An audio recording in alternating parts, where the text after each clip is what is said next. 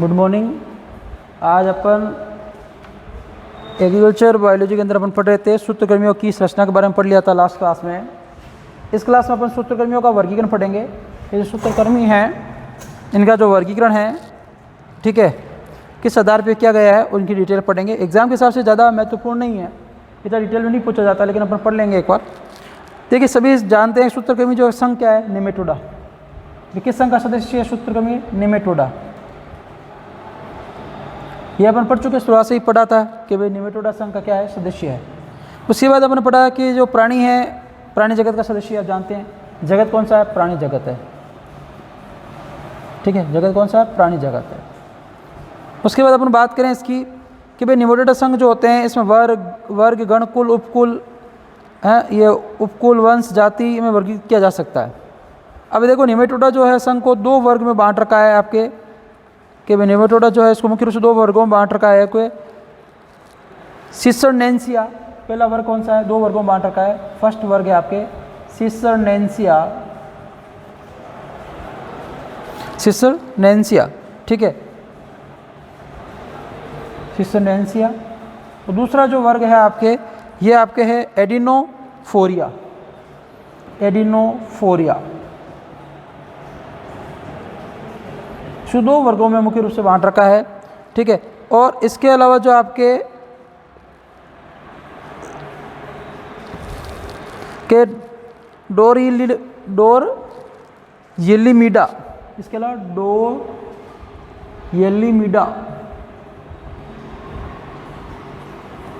डोरयेलिमीडा के अतिरिक्त सभी पादप सूत्रकृमि वर्ग जो है वो सेसरनेंसिया कुल के, कि भाई एक ये इस कुल को छोड़ दीजिए आप, डोरयेलिमीडा की अलावा आपके जितने भी पादप सूत्रकृमि हैं इसको वर्ग सेसरनेंसिया जो वर्ग है आपके सिसरनेंसिया या सेसरनेंसिया, इसके कुल, इसका एक कुल है जिसका नाम है आपके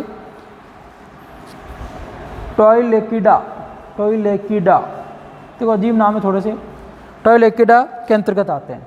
कि भाई आपके जितने भी पादप सूत्रकृमि हैं इस वर्ग को छोड़, आपके ये डोरयेलिमीडा के अतिरिक्त जितने भी सभी पादप सूत्रकृमि जो है, ये क्या है, पादप सूत्रकृमि है, इसको छोड़ के जितने भी बाकी सब पादप सूत्रकृमि जो पादपों में रोग फैलाते हैं वो सिसरनेंसिया कुल के टॉयलेकिडा आपके कुल के अंतर्गत रखे गए। और टॉयलेकिडा कुल के अंतर्गत आने वाले पादप परजीवी हैं उस सूत्रकृमि को निम्नलिखित भागों में बांटा गया है। तो अपन देखिए पादप सूत्रकृमि के बारे में पढ़ेंगे, किस किस वर्ग के अंदर रखे जाते हैं इनकी बात करेंगे।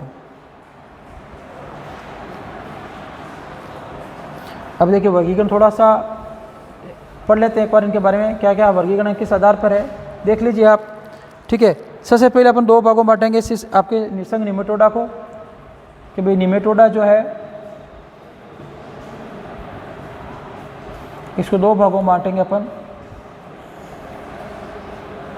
पहला पढ़ेंगे आपके सेसरनेंसिया या सिसरनेंसिया, एक ही बात है, सेसरनेंसिया।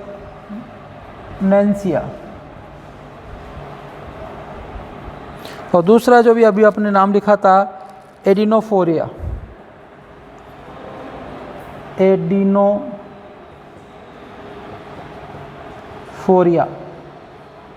ठीक है। इन दो भागों में बांट दिया। इसके बाद अपन पढ़ेंगे इसको आपके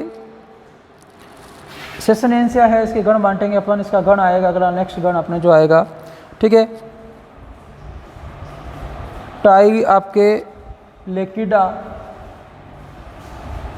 और दूसरा जो गण आएगा आपके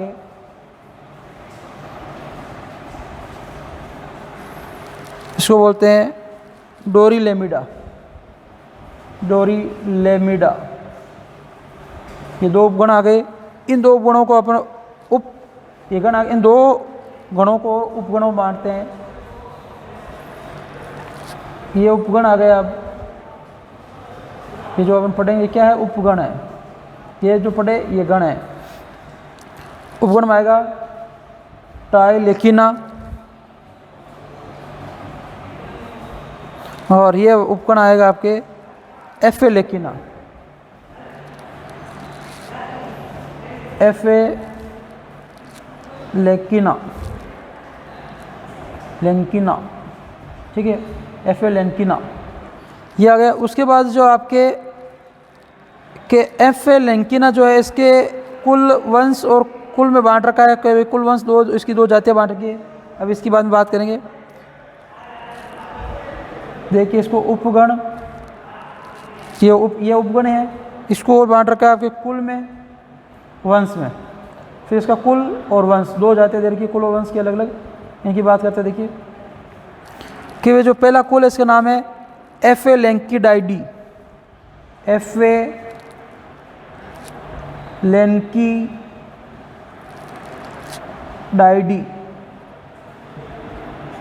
एफेलेंकिडाइडी। फिर इसका वंश है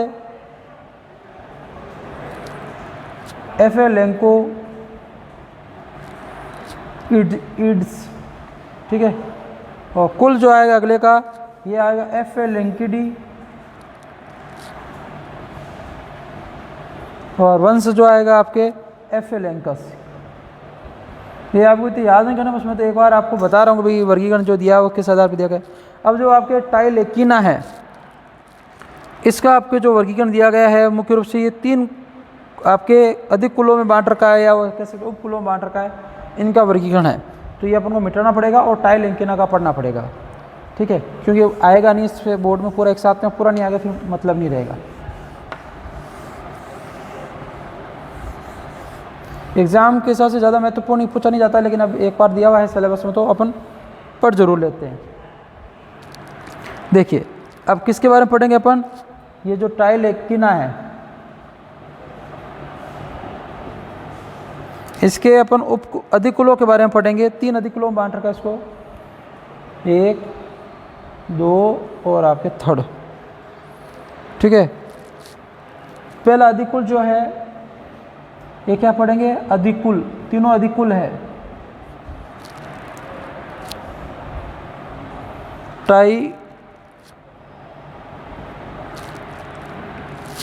टाइलेंकोइडिया। दूसरा जो है आपके अधिकुल ये है हेटेरोडेरोडिया,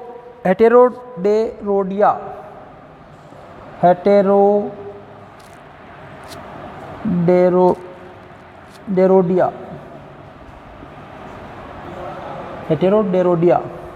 और तीसरा जो है आपके यह है क्रिकोनिमेडिया,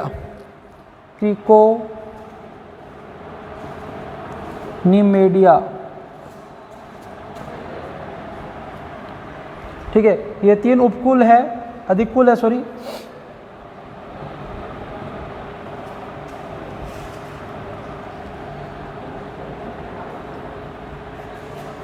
ठीक है, कि जो टाइलेकिना है इसको तीन अधिकुलों में बांट रखा है, ठीक है।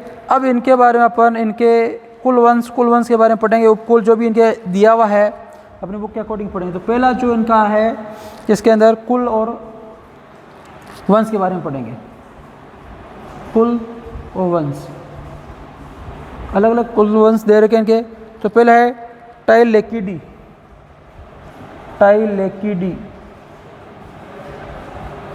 दूसरा है एंगुना, आपके जो वंश है एंगुइना,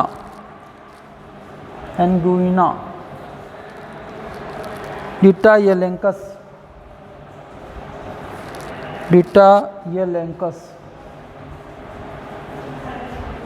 और ठीक है।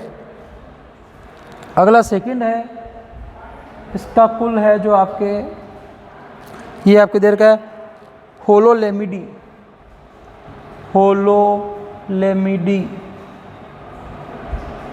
ठीक है।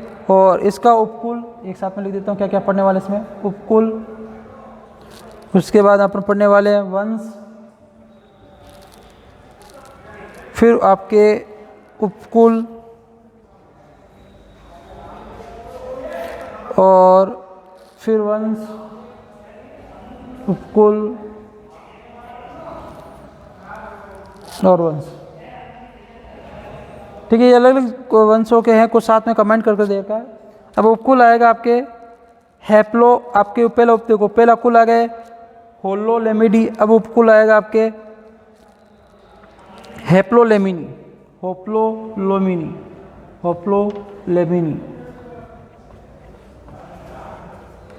ठीक है। उसके बाद आपके वंश आएगा होप्लोलेमस, होप्लोलोमस, होप्लोलेमस। उसके बाद वंश आएगा आपके रोटायेलेंकस, रोटायेलेंकस। एक और दे रखा है इसके साथ में हेलिकोटाइलेंकस, हेलिकोटाइलेंकस।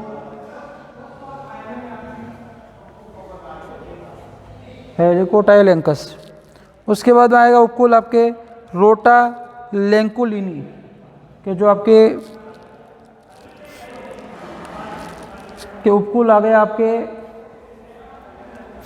के वंश पहले आ गया होप्लोलेमस, होप्लोलोमस के बाद उपकुल आएगा आपके, देखिए एक मिनट, ये आपके थोड़ा सा ये क्रम यहाँ से पूरा चेंज हो गया, इसकी वजह से हो रहा है गड़बड़।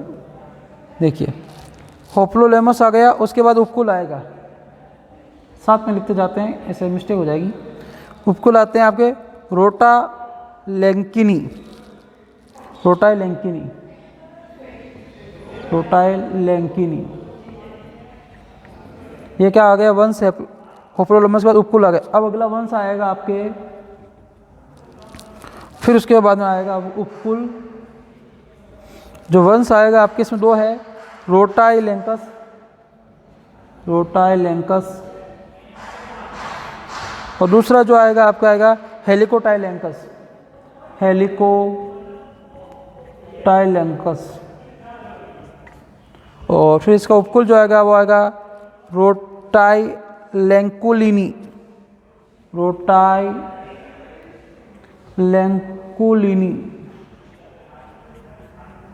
ठीक है, ये इसका उपकुल आ गया। और उसके बाद वंश आएगा आपके रोटाइलेंकुलस।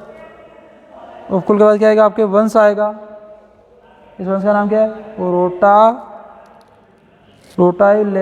आपके लेंकुलस, रोटाइलेंकुलस। ये आ गया वंश इसका। अब तीसरा और आएगा, इसमें देखिए दो हो गया, फिर तीसरा आपके जो इधर और दिखते हैं इसके साथ में, तीसरे का कुल जो है इसकी बात करेंगे। तीसरे का कुल जो आपके देखो उसको ऐसे बड़े शब्दों को किस्तों में पढ़ा जाता है, टाइलेंको, देखो आधा वर्ड हो गया टाइलेंको। फिर है राहिनिकिडी, राहिनिकिडी, ये इसका कुल हो गया। फिर बाद इसका उपकुल देखिए आप, इसका उपकुल जो है आपके है टाइलेंको राहिनिकिनी, टाइलेंको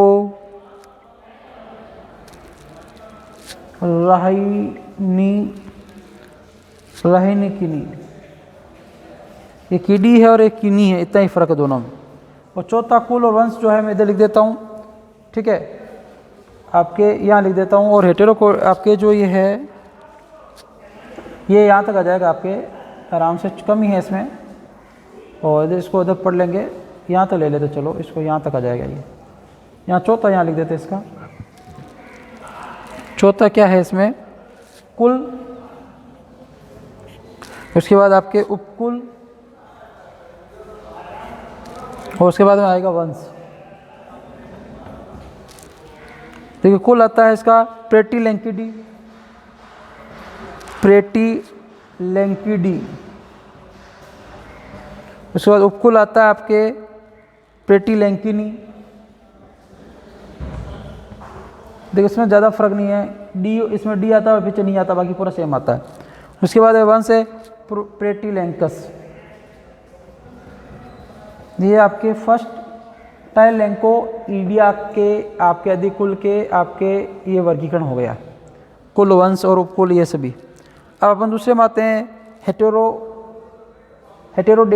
हेटेरोडोरोडिया के बारे में पढ़ते हैं। इसके कुल उपकुल की बात करते हैं। इसमें दो ही है, पहले का कुल और दूसरे का उपकुल।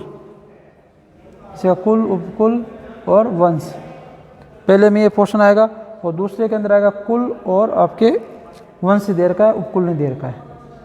तो पहला पढ़ते हैं कुल के बारे में, तो इसका आएगा हेटेरोडेरिडी, हेटेरोडेरिडी, हेटेरोडेरिडी। और उपकुल जो आएगा वो आएगा हेटेरोडेरिनी। बस ये कुल में क्या है, पूरा सेम ही रहेगा, हेटेरोडेरी, डी की जगह नहीं आ जाएगा बस। और वंश जो है आपके इसमें आ जाएगा हेटेरोडेरा, हेटेरोडेरा। और एक देर का है ग्लेबोडेरा, ग्लेबोडेरा, ग्लेबोडेरा। और वापस कुल आ जाएगा मिलोइडोगाइनिडी, मिलोइडोगाइनिडी।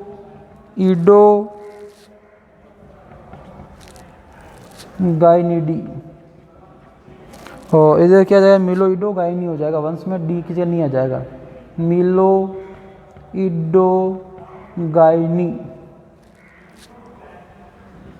बस हो गया।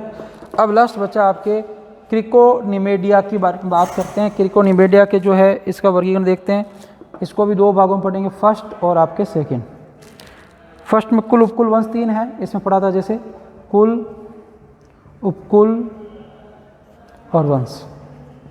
और इधर 2 ही है, कुल और वंश 2 के बारे में। फिर ये वर्गीकरण कंप्लीट हो जाएगा। आपको याद करने की जरूरत नहीं, बस मैन याद करें तो ठीक है, नहीं कोई दिक्कत नहीं, इतना नहीं पूछा जाता डीप में।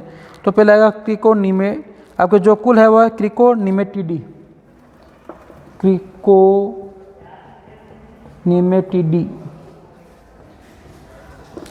उपकुल में क्या जाएगा आपके प्रेटेलेकिनी, प्रेटेलेकिनी।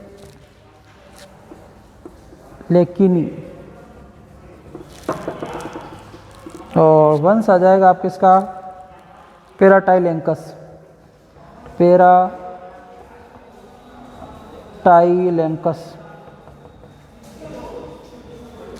और इसमें कुल में आ जाएगा आपके टाइलेंकोडी, टाइलेंकोडी।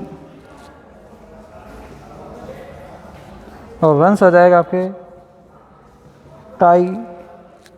टाइलेंकुलस।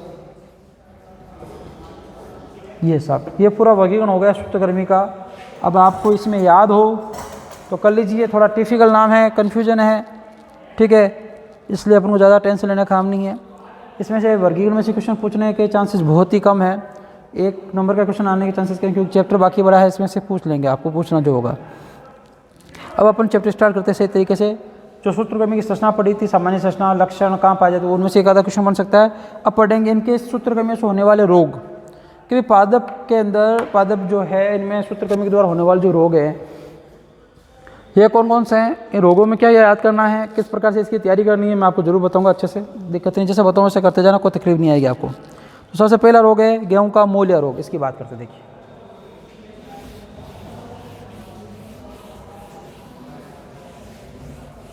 ये वर्गीकरण हो गया आपने।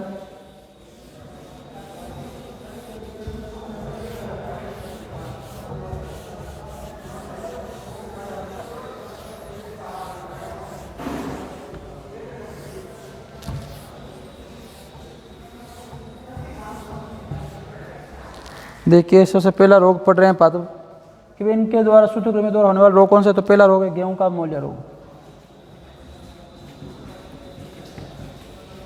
गेहूं का मोलिया रोग। देखिए आपके लिए नए हैं, क्योंकि आपने 11th में पढ़ा था बायोलॉजी के अंदर, जो वो एकदम जैसे आपको बायोलॉजी, इसमें क्या है, ऐसी चीज़ें पढ़ेंगे जो आप फर्स्ट टाइम पढ़ेंगे, डिफरेंट चीज़ें हैं, बिल्कुल बायोलॉजी से हटके है थोड़ी, काफ़ी चीज़ें, बहुत कम चीज़ें बायोलॉजी से मैच करती है, ज़्यादा रेगुलर टीचर से ही बिलोंग करती है।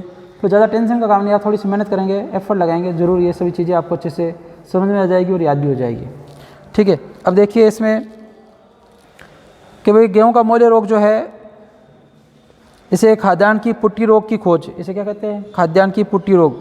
तो इस खाद्यान्न की पुट्टी रोग की खोज जो आपके सर्वप्रथम जर्मनी के वैज्ञानिक जे.जी. कोहन ने 1874 में की थी। देखिए इसे क्या कहते हैं, खाद्यान्न की पुट्टी रोग, ठीक है साहब। इसकी खोज किसने की, सर्वप्रथम वैज्ञानिक के कहाँ के थे, जर्मनी के थे। क्या नाम था, जे.जी. कोहन, जे.जी. कोहन।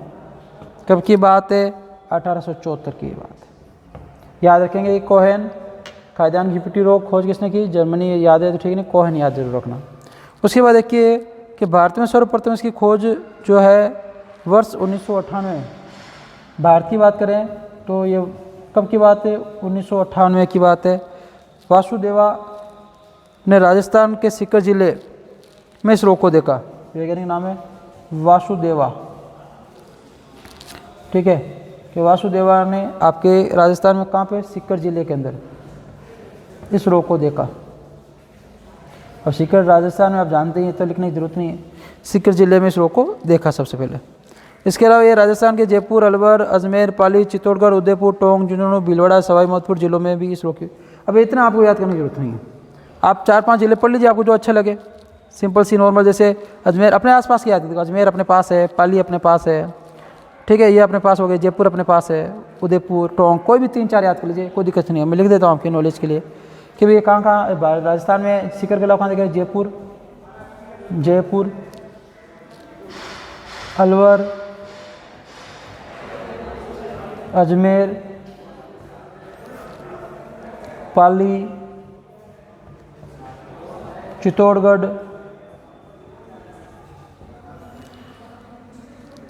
उदयपुर, टोंक, झुंझुनू,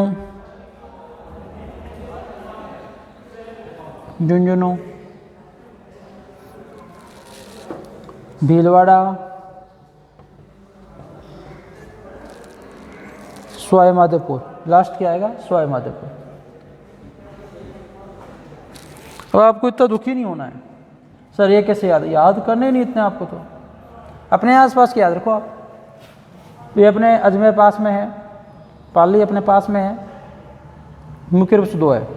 फिर अजमेर के पास में कौन सा है, ऐसे देखो, जयपुर है, भीलवाड़ा हो गया, उदयपुर इधर आपके जयपुर से साइड में आपके।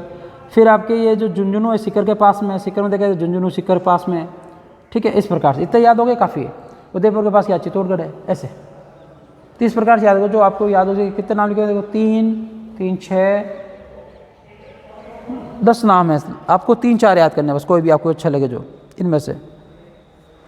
अब देखो इसको नाम तो क्या इस रोग का, खाद्यान्न की पुट्टी रोग, लेकिन इसको क्या करते हैं लोग जो है आपके राजस्थान में स्थानीय लोग इस रोग को क्या कहते हैं, मूल्य रोग के नाम से पुकारते हैं। क्योंकि इसको किस नाम से पुकारा जाता है कि तो राजस्थान के अंदर, ठीक है, कि राजस्थान में स्थानीय लोग, स्थानीय मतलब अपनी भाषा में जो आस अपने लोग हैं, स्थानीय लोग क्या कहते हैं इसको, मूल्य रोग के नाम से भी जानते हैं, मूल्य रोग, ठीक है। और इसलिए से क्या नाम पड़ गया, गेहूं का मूल्य रोग नाम हो गया। और क्योंकि ये रोग बंदर की, ये क्या होता है कि बंदर जैसे उछलता है ना, उस प्रकार से ये खेत में क्या होता है, छितरा हुआ पाया जाता है, बिखरा हुआ पाया जाता है, इसका नाम किस लिए क्या रख दिया, मूल्य रोग रख दिया। क्यों रख दिया, देखो ध्यान रखिए कि भाई इसको क्यों ये मूल्य रोग क्यों कहते हैं, कारण क्या है, तो उसका कारण क्या है, देखिए ऐसे इतने नहीं पूछा जाता डीप में इसमें, क्यों कारण है क्या, वो पूछेगा ऐसे ही पूछेगा एग्जाम, गेहूं का मूल्य रोग किसे कहते हैं, इसके रोगजनक का नाम लिखिए, इसके लक्षण लिखिए, इसके उपचार और बचाव लिखिए, ऐसा क्वेश्चन आता है, बड़ा क्वेश्चन आता है। छोटा आएगा जितना आएगा गेहूं का मूल्य रोग का रोगजनक। तो जितने भी रोग है, मैं भी आपको इसी क्लास में कह रहा हूँ, अभी देखो 6, 7, 8 ये तीनों चैप्टर रोग किससे संबंधित है, 3rd चैप्टर आपका रोग से संबंधित है, और ये 9वां चैप्टर भी रोग से संबंधित है। कौन से, एक तो तीसरा चैप्टर 6, 7, 8 और 9, ये 4-5 चैप्टर ऐसे हैं जो रोग से संबंधित है। ये 5 चैप्टर में जितने भी रोग हैं उनके रोगजनक आपको याद होने चाहिए, किसी 2 तो 2 याद होने चाहिए। ये रोगजनक आपको याद हो गया ना, बाकी आप चिंता मत कीजिए, बाकी सब चीज़ें सामान्य रूप से हैं। और एग्जाम में क्वेश्चन इनमें से इन 5 चैप्टरों में से सिर्फ रोग या रोगजनक के बारे में पूछा जाएगा कि रोगजनक क्या होता है, रोग क्या होता है, इसी की बात होगी सामान्य रूप से। कि भाई तीसरे चैप्टर में भी क्या पढ़ेंगे अपन, रोग के बारे में पढ़ेंगे। तो इसको क्या है, जैसे तीसरा चैप्टर है अपना 6 नंबर है, 7th, 8th, 9th ये जो चैप्टर हैं इनमें ये रोग ही हैं, पादपों के रोग है। इन रोगों के बारे में आपको क्या करना है, रोगजनक याद करना सबसे पहले। 1 नंबर का क्वेश्चन बनता है तो रोगजनक के अदर नाम पूछा जाता है, इसको किस नाम से जाना आता है। जैसे भी गेहूं का मूल्य रोग, इसको किस नाम से जाना जाता है, खाद्यान्न की पुट्टी रोग। मूल्य रोग क्यों नाम पड़ा कि राजस्थान में लोग इसको स्थानीय भाषा में क्या कहते हैं, मूल्य रोग कहते हैं। क्यों कहते हैं, इसका कारण लिख रहा हूँ, देखो अभी बता रहा था। तो मैंने आपको क्या बात बोली, तीसरा, छठा और 7वां, 8वां नंबर, ये जो आपके चैप्टर है, ये चैप्टर में से रोग हैं, रोगजनक के नाम याद करना सबसे पहला काम ये हो गया। आप समझ लीजिए चैप्टर आधे कंप्लीट हो गया आपके। बाकी मैं आपको ट्रिक बताऊंगा कैसे याद करना है, जैसे बच्चों को बताया था। अब देखिए आप इसका कारण क्या है कि ये बंदर की उछाल की तरह, बंदर की ऊंचाल की तरह, जैसे बंदर उछल कूद करता रहता है उस प्रकार से ये क्या करता है, रोग है ना खेतों में फैलता रहता है। ठीक है, छितरा हुआ बिखरा हुआ पाया जाता है खेतों के अंदर, इसलिए इसी को क्या कहा जाता है, खेत में छितरा हुआ पाया जाता है। छितरा हुआ या बिखरा हुआ, खेत में बिखरा हुआ पाया जाता है।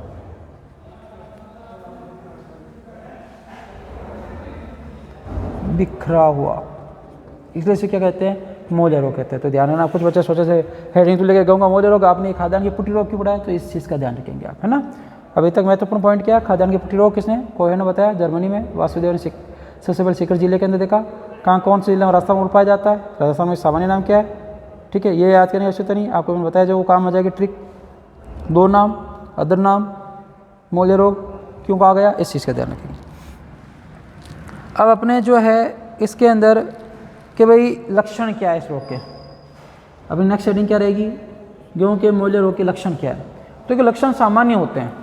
ठीक है, कि लक्षण में जैसे अभी पढ़ेंगे भाई पौधा छोटा रह गया, बोना रह गया, पत्तियाँ पीली पड़ गई, मुरझा गई, क्या हुआ, समय से फल नहीं लगे, फूल नहीं लगे, विकास नहीं हुआ, ऐसे कुछ लक्षणों की बात करें। कुछ स्पेशल पॉइंट होंगे एक दो, बाकी सभी में ज़्यादातर कॉमन लक्षण ही चलेंगे। अभी आप पढ़ोगे तो आपको पता चल जाएगा, बहुत सारे रोग हैं इस चैप्टर के अंदर। और इस चैप्टर की जो PDF है आपको मैं अभी आपको मिल जाएगी, अवेलेबल हो जाएगी PDF, जो इस चैप्टर की नोट्स की PDF है, आराम से आपको अवेलेबल हो जाएगी। ठीक है, अब इसके लक्षण है वो अपन नेक्स्ट क्लास में चर्चा करेंगे कि भाई लक्षण क्या है, डिटेल में पढ़ेंगे लक्षण है। लक्षण के बाद इसका रोगजनक कौन है, ठीक है, रोग चक्कर क्या है इसका, मतलब कैसे रोग फैलता है, ठीक है, इसका डायग्राम क्या है, इस सभी चीज़ों की अपन चर्चा करेंगे। ठीक है, अब देखिए आप बाकी जो भी पॉइंट्स है इनकी अपन नेक्स्ट क्लास में चर्चा करेंगे। आज के लिए इतना ही, थैंक यू।